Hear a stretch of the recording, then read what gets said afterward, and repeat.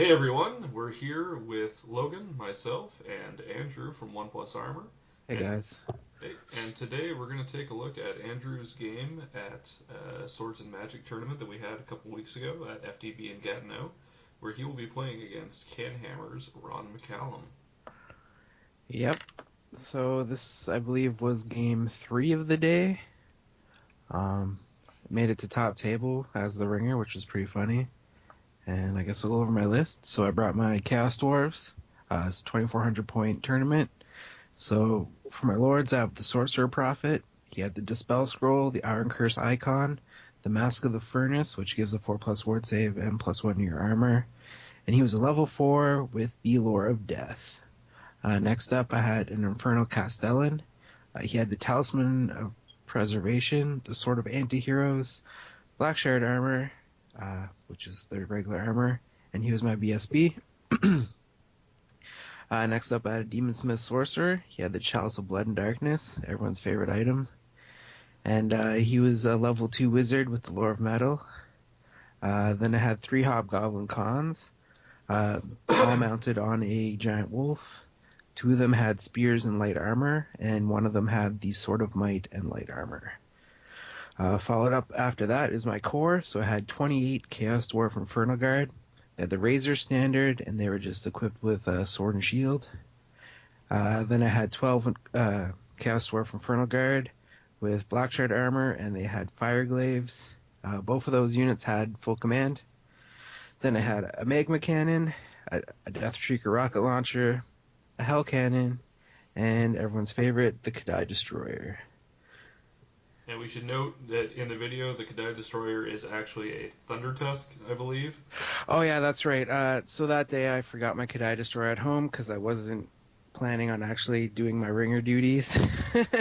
It just so happened that one guy didn't show up, so I did have to play, and unfortunately I had forgot my Destroyer, so someone graciously let me their Thunder Tusk, Stonehorn, whatever it is. Ogre stuff.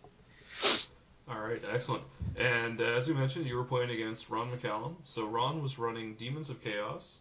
He has Be'lakor, a Herald of Tzeentch, just a level 2, 10 Pink Horrors with a Standard Bearer, 40 Bloodletters of Khorne with Musician, Standard Bearer, and Banner of Swiftness, 35 Demonettes with Musician, Standard, and Gleaming Pennant, a unit of 6 Beasts of Nurgle, and 2 Skull Cannons of Khorne. So, with that in mind, Andrew, what was your deployment strategy here, or how were you planning on making use of the deployment you did have? Uh, so the table itself had, a lot of terrain. The building in the middle was line of sight blocking as well. So I usually deploy with war machines on one side and then a strong flank on the other, sort of to protect myself. Uh, Luckily, the Hell Cannon's unbreakable and is sort of hard to kill. So I usually anchor a flank with that on one side and then spread out in between. The Kadai goes in the middle to sort of troubleshoot things that come close or, pick my matchups a little better. So that's what I did. I deployed right in the center and just had that setup ready to go.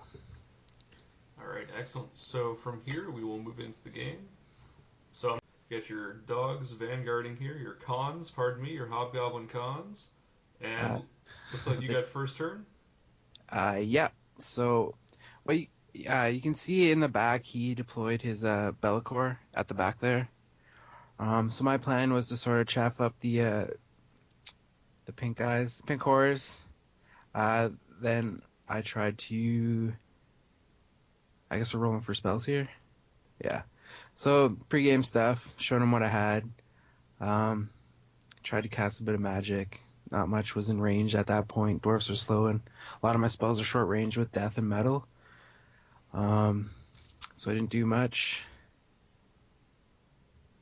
Yeah, I think that was a soul blight potentially. Okay, get the toads down to toughness 4. Yeah, then just hit him with the magma cannon. I think I killed maybe like one or did a couple wounds. And that's a template that does D3 flaming wounds, right? Correct. So then I tried to shoot off his skull cannon. It with the hell cannon, it scattered onto the demonettes, killed like a couple. Not worth noting. Um, and then my Kadai moved up to get ready for one of the two big blocks because I figured, uh, the demons are strength. I think the best ones are 5 with the bloodletters on the charge, so they still wound me on 5s with the Kadai. I figured he can grind out those bigger units, and that was my plan moving up. He had hid his Be'lakor behind the building twice, so both my rockets couldn't do much. And then in his magic phase, I think you'll see coming up, so he's just moving his cannons to get better shots on my war machines. Basically doing the war machine fight at the beginning, as per usual with two armies like this. And then he's making sure everything's in range. Then you'll see, okay, he's still moving up. No charges first turn. He's sort of playing it cagey, wants me to come to him, which is probably his best bet there. He knows the Kadai can do a lot of damage against those bigger units. And my other 2 units can't really support because of my slow movement. So magic phase comes up, and he thinks climbs off his box so we can actually get to a head level on the table. And Pit of Shades. There it is, Pit of Shades. Boom, hits that, and I believe gets the other one. No.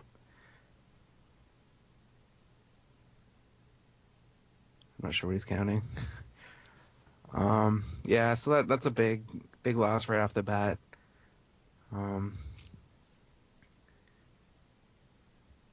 Panic tests on those 2 there. Yeah. Looks like they're both good. And what spell do you have on the horrors in this game? Oh, I forget. I think it was the one where you steal spells. Oh, Glean Magic. Okay. Yeah. In any game, it's not Gateway is a good game. And there's the cannon going through. Oh no. And took out both my war machines. So, end turn 1, I lose all my war machines. And that's where most of the combat punch in my army comes from. So I'm already on the back foot. The Kadai's still alive, but you'll see what happens there. So right away, I'm sort of thinking, crap. I go into the Plague Toads because I have the Frenzy, so 6 attacks plus D3. They're flaming attacks, so we won't be able to get his regen against it, and I'm still hitting on 4s because I have a better weapon skill than him. So I sent him in there, figured I can grind through pretty quickly, hopefully, or at least even if I do enough wounds, crush him on the demonic instability test. Yeah. Other than that, I'm thinking out my spells. Still don't really have a lot I can do because death is such a long range, and I think you can't really see, but I turned my my lone engineer. He turned sideways and started running towards the bigger unit for safety. Basically, at this point, I'm on damage control. I sort of turtle up pretty hard and hope for the best. I think I got Soulblight off again on the Toads, and that's all I really got.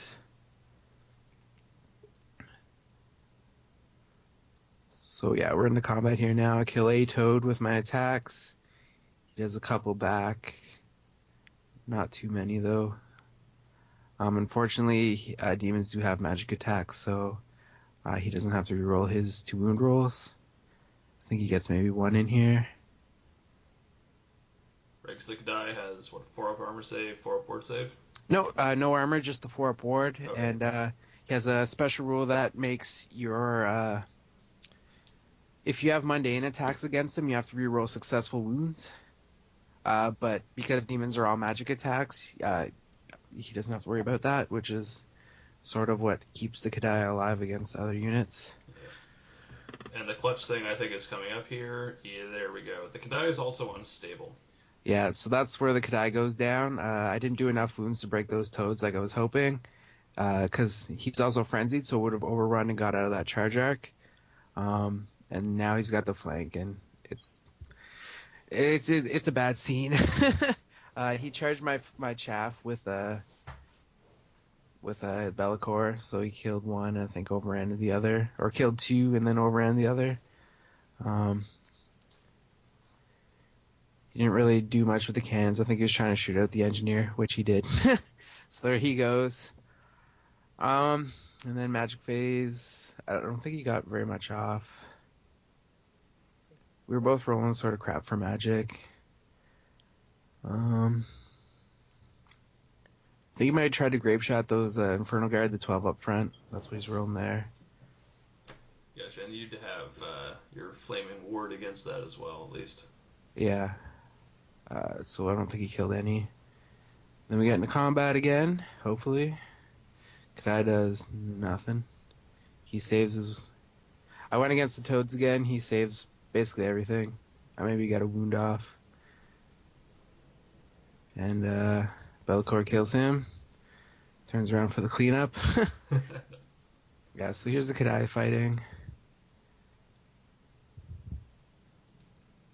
Saves everything. I'm stressing out. Yeah, one Toad off, and then... Couple wounds. Then the pain comes, so he's rolling for all of his attacks for the Toads. Gets a bunch.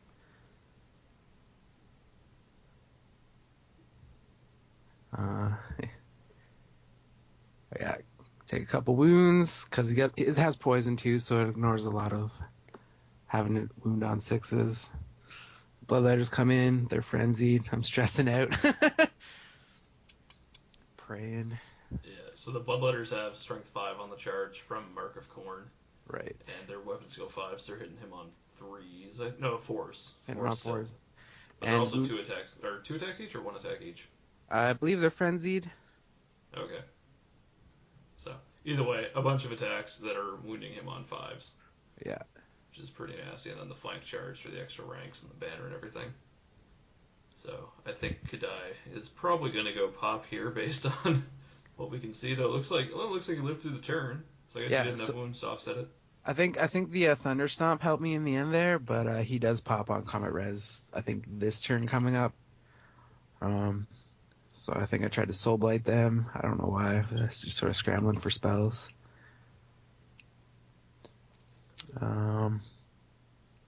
Getting my block up closer to sort of... I was planning for a death sniping on the Bellicor, because I really want him to go. Pit of Shades against my big unit's also painful. Yep. Not much happens. I think we're back into combat here. Yeah, so one other thing to note, just for anyone watching with Pit of Shades, is you just target a point. It doesn't have to target a unit. So you can actually scatter it into combat as well. And when the Kadai has a base that big, or Glotkin, which has also happened, you can just put it right next to him and hope it scatters in. Yeah, it's an initiative test, so the Kadai's alright because he's initiative 5, but yeah, stuff like Glotkin is pretty painful because he's initiative 2. So yeah, I think I directed my attacks against the Bloodletters, trying to get combat res to keep from unstable breaking. Which I do. Then he's... Yeah, so he declared a charge against the small Infernal Guard. I ran, and he doesn't make the overrun. Or does he? No, he doesn't. So failed charge there. Keeps my blocks safe. Trying to preserve points as best I can.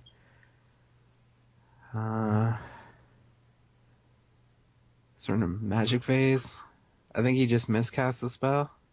Yeah, looks like he lost a horror or two. A horror, yeah. People's games have finished quicker than ours, and they're coming to watch too. If you can see the crouch in the corner there.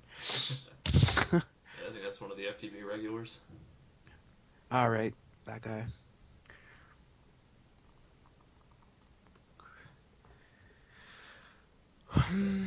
So lots of dice rolling, magic. So he's running Shadow on Bellicor, who is, I think, hiding behind the tower there, or is he gone? Oh, he's in the back. He's at the back behind the Plague Toads, but he's Lore Master Shadow and he's level 4, so he doesn't have to roll for his spells. He got them all, which is a nice lore to have. It synergizes well with these demons. It looks like we're back into combat here. So he rolls hot, me not so much. I already have a couple wounds from either unstable or just from the last combat, and there he goes. Yep. And that basically opens me up to his whole army. I haven't killed a unit yet. He's got 2 cannons. My dwarves rally. They prepare for the double charge that's about to happen. Yeah, I better just bend over and get ready. That's basically what I'm doing. Yeah, because those Bloodletters, if they get in, they're ignoring your armor if they're killing blow. Otherwise, they're still strength 5 on the charge. Strength 5, hitting on 3s, I believe. Yeah, weapon skill 5. And your Weapon Infernal skill. Guard are 4, I think? Infernal Guard 4. Yeah, so they're hitting on 3s. And Demonettes have 2 attacks each with armor piercing, so they're Yeah, still doing a fair bit of damage. yeah. And then, of course, there's everything else in the army. Well, I think you'll see once we get closer to the last turn, it's basically my Infernal Guard block takes the whole army. um, and doesn't take it in my favor. It basically takes it up the ass from the whole army. So both those blocks get in, I believe the chariots get in, and the toads sort of sit back and watch and laugh. As they would. That seems awfully nurgly. They Yeah, look like they could have a hearty belly laugh. yeah, they're pretty jovial, so. Just hopping around. So for anyone not quite in the know, the toads are the beasts of Nurgle. It's a Forge World model for plague toads, effectively. But it's a very common counts as for the beasts of Nurgle since they're tough to find Yeah, and the real model kind of sucks.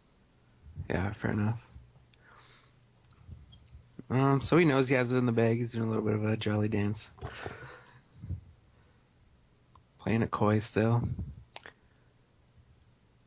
Yeah, there's always one thing that can go wrong in these kind of games, right? So Ron's a very thorough player, so he likes to cover all his angles. All right, so what I figured here was instead of sitting there and taking it from those two units, I'm going to go in against the one I could probably do the best against, which is the Demonettes.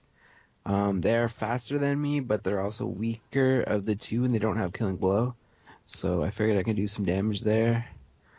And at least they do have armor piercing, but I'm armor save 3, so it's only strength 3. So I go down to a 4-up armor save. I figured I can tank them fairly well. And you've still got parries because those are the ones with the shields as well, right? Right. Yeah. So not an unfavorable combat. You're wounding them on 3s, I think, with your Infernal Guard as well. So Yeah, strength 4, toughness 3 on the Demonettes. So he goes, gets maybe a couple wounds through. Yeah, one guy.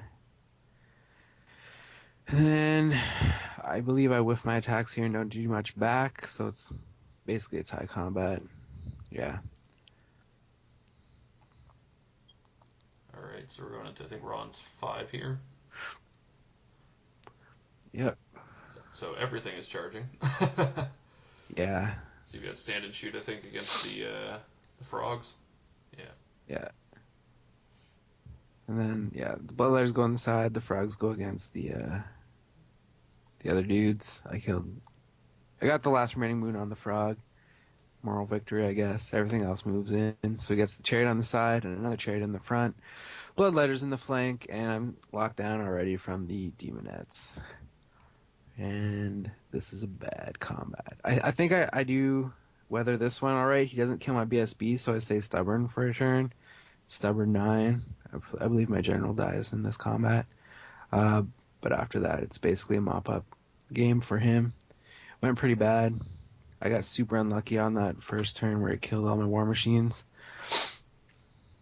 But, that's the way the game plays. Can't complain too much. He played it super solid, too. He knew exactly what to do against my army, and I was sort of, humming and hawing on what to shoot at. I think I picked some bad targets in the beginning. Yeah, Ron's one of the guys that when he comes to the table, he's got that 100% right. He's got the good list. He knows how his list works. He knows how the game works, but he also knows every single thing about every other army. Yeah, he's definitely a solid player, and it really showed in the way he took care of this. So yeah, we're rolling dice. You can see my dead pile's growing. I think I got about 2 ranks left. I do a couple back. So I'm directing all my attacks against the Demonettes again because they're the weakest of all the units going in at me. Yeah, just trying to keep the combat res up so you don't break Yeah. easily. I mean, I got the stubborn from the BSB. He has it as a base rule, so I'm alright there, but I think he does decide to pick out the Demonettes. Oh yeah, then I do charge the Infernal Guard in the flank, try to get more combat res. Magic comes up. Again, I go for the Soul Blight. Oh no, I'm trying to snipe him out. I don't think it even goes off. And then I don't get that spell off either. I think with my 2 dice, go for Soul Blight. I get it off on them. That way, they're not wounding as hard against my Inferno Guard. Drops the blood letters down to strength 3, I believe. Mm-hmm. Because they're 5 on the charge, 4 base. Yeah, then so they dropped to strength 3, so he's wounding me on 5s there. Again, just trying to mitigate as much damage as he can get in against me. Yep. And that makes your Infernal Guard. Oh, they were wounding on 2s anyway, right? Because Blood Letters toughness 3. Yeah, and their strength. No, it'd be wounding on. Oh yeah, I would be wounding on Yeah, 2s. because you got Halberds. Yeah, halberd, so strength 5. Let's see. I mean, it's not a bad showing, I guess. Yeah. So considering how much I lost first turn, I did hold on pretty well.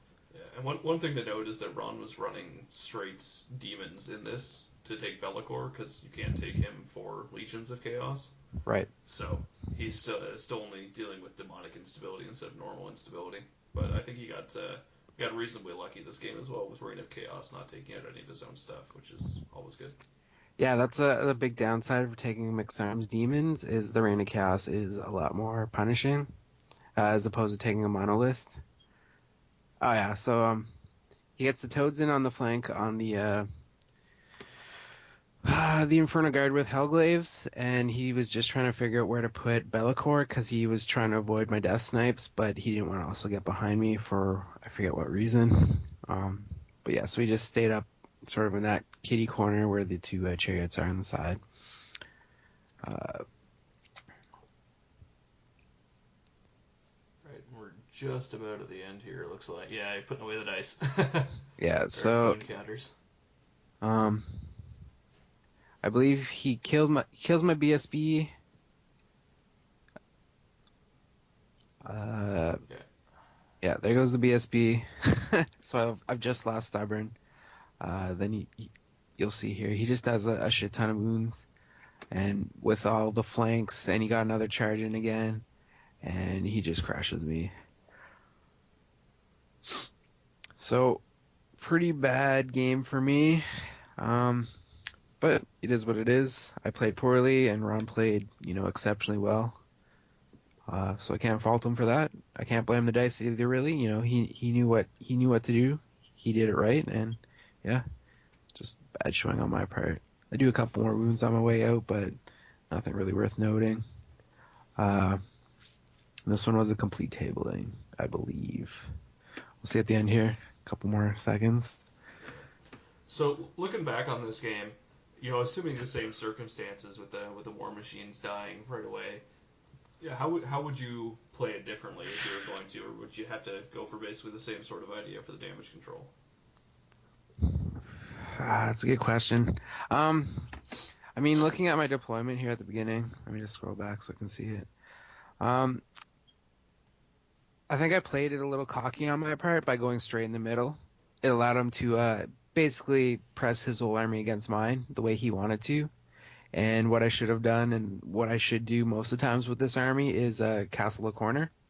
Maybe put like the 12 shooters on another flank to try to draw out one of his units, but I should castle a corner and just stick to that plan. Instead, I sort of rushed my Kadai up alone without any real support. I deployed center so he can put all the units he wants out front and basically dictates his own combats because he is faster than me. I'm only movement through the dwarf, so he can choose what units he wants to fight with which units. And I think that was a poor choice on my part, especially playing a guy like Ron, who I know is a better quality player than I am for sure. I should have played it more defensively.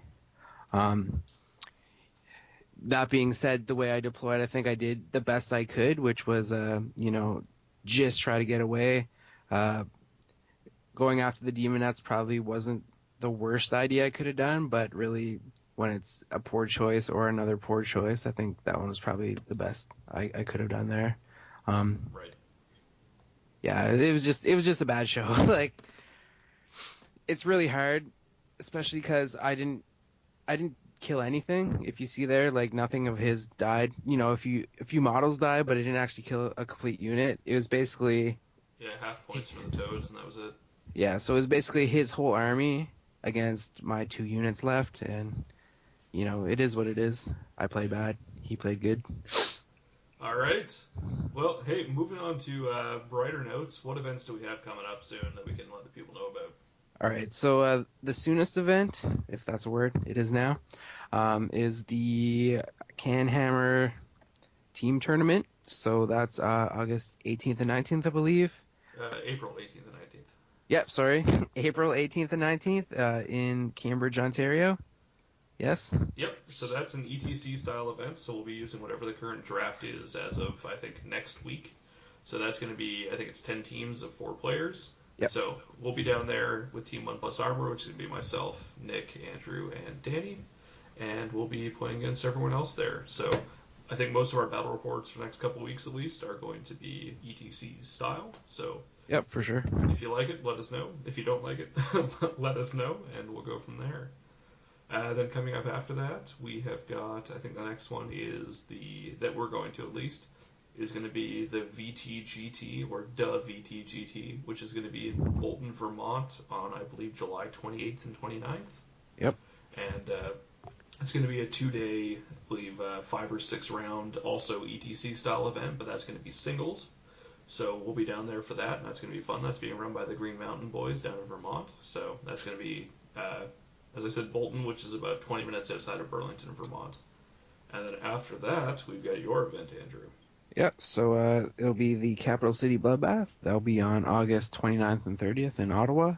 It's run by myself and Chris Haynes from the Canhammer podcast. It's a 60-man fantasy event and 40-man 40K event. We just finalized the fantasy comp, well, the fantasy players pack, and we're working on the 40K one, so stay tuned for that. Registration is open, so if you're interested, check out capitalcitybloodbath.blogspot.ca for information, and we should have more info coming up in the next couple weeks. Other than that, I think that's all the tournaments we know of coming up. Excellent. And we'll have links to all those below. Other than that, we do know there's Crossroads and Unplugged coming up, and I think, what's the other one? Bragging Rights is in that timeline as well. So yeah. I know a few of us are debating whether or not we're going to be going down to Unplugged, but they're all a pretty long trip for us, and we're all busy guys between work and life and Warhammer up here. So I do have to say I went to Unplugged last year, and it's a pretty awesome tournament. The terrain's good. The comp is fairly minimal, which is something I like, and there's a lot of great guys in that area. So if you have a chance, do check out that one. Excellent. So with that, we'll call it quits. As always, we do appreciate any and all feedback. We also do take requests for matchups or army lists. If there's something specific you want to see or want us to, give some insight on, please let us know in the comments. We do check them and try to respond to everything. But past that, thanks.